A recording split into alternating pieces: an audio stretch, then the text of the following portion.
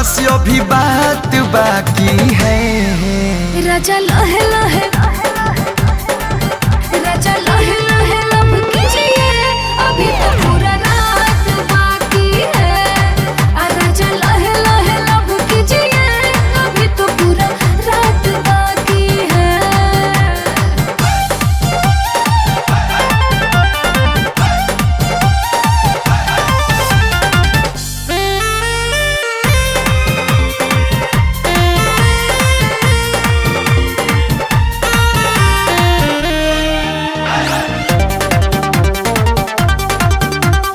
ढेर दिन कोइनी उपवास अब ना तरसाव, बुझ दिलवा के दर्द तनी बहिया में आव।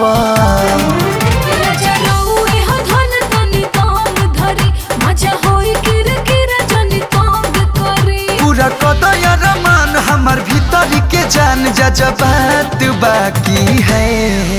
राजा लहे लहे, राजा लहे लहे लब कीजिए, अभी तो पूरा रात बाकी है। राजा लहे लहे लब कीजिए, अभी तो पूरा रात बाकी है।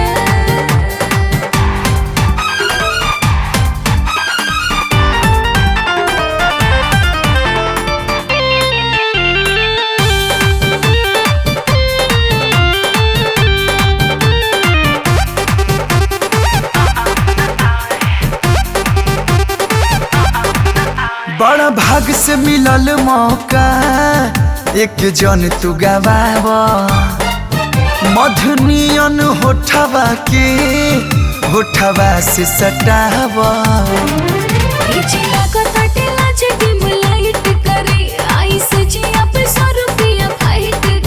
बात मानो हमर जान हमर सुखत परान, शुरुआत बाकी है। राजा लहे